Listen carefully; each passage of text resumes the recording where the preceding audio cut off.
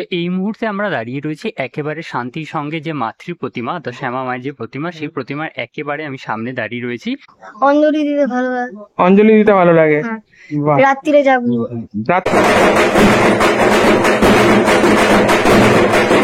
চলছে একই রকম ভাবে, লোকজনের ভালোবাসায় পাড়া প্রতিবেশী, বেশি বাড়ি নয়।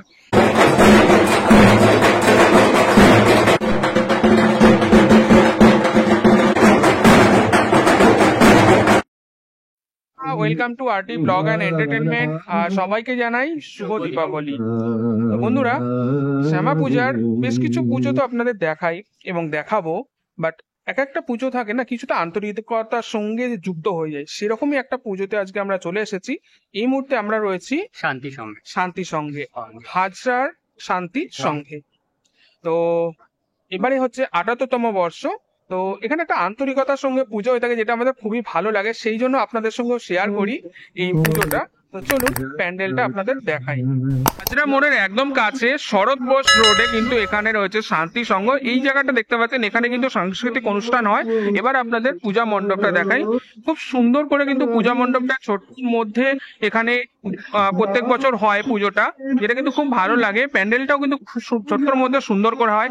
এখানে কিন্তু প্যান্ডেলটা দেখে এবারে মনে হচ্ছে যেন কোনো পুরাতন এক মন্দির, ঠিক মন্দিরের আদলে কিন্তু মণ্ডপটা ফুটে উঠেছে। ভেতরে মাতৃ প্রতিমা রয়েছে, সামনে ঢাক রাখা রয়েছে, খুবই সুন্দর লাগছে। সম্পূর্ণ কাপড় দিয়ে যেমন প্যান্ডেল হয় সেরকম ভাবে তৈরি। বেশি কিন্তু আর্টিফিশিয়াল জিনিস এখানে রাখা নেই, লোহা বা এরকম ধরনের জিনিস বা ফাইবার এইসব জিনিস নেই। একদম সিম্পলের মধ্যে খুব সুন্দর করে কিন্তু গড়ে উঠেছে একটা মন্দির, কাল্পনিক মন্দির, যার মধ্যে কিন্তু মা কালী বিরাজমান। তো চলুন এবার একটু ভেতরে যাই ও আপনাদের দেখাই।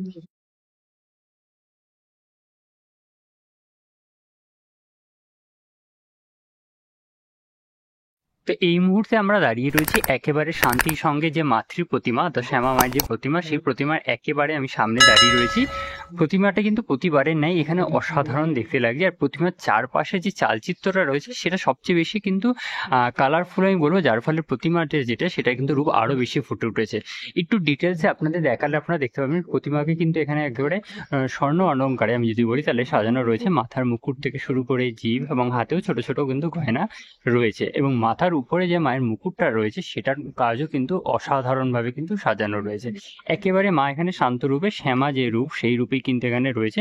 আর নিচের দিকেও আমরা দেখতে পাচ্ছি কিন্তু মহাদেবের যে সায়ন পদ্ধতি সেটাও কিন্তু রয়েছে। আর চারপাশে ব্যাকগ্রাউন্ডের মধ্যে যে ব্লু কালারটা দেওয়া হয়েছে ওটা মায়ের গায়ের রঙের সাথে কিন্তু অনেকটাই সামঞ্জস্যের সাথে কিন্তু ফুটিয়ে তুলেছে। মণ্ডপের মধ্যে একজন খুদেকে পেয়ে গেছি আমরা।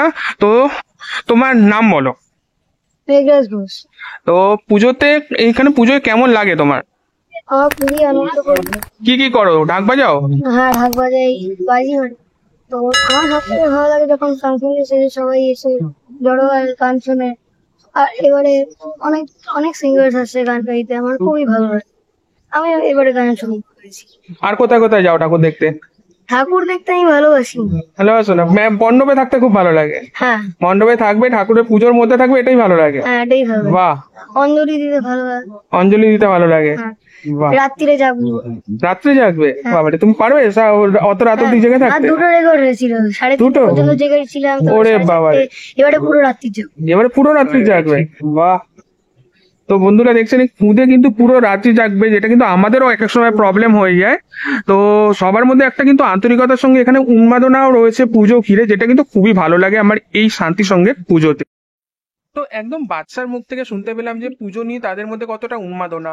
তো এবার একটু দেখে নিই এখনকার যারা রয়েছে, মানে আমাদের বয়সী যারা রয়েছেন, এখনকার যারা প্রজন্ম রয়েছেন, তাদের উন্মাদনাটা ঠিক কেমন। তো চলুন দেখে নিই।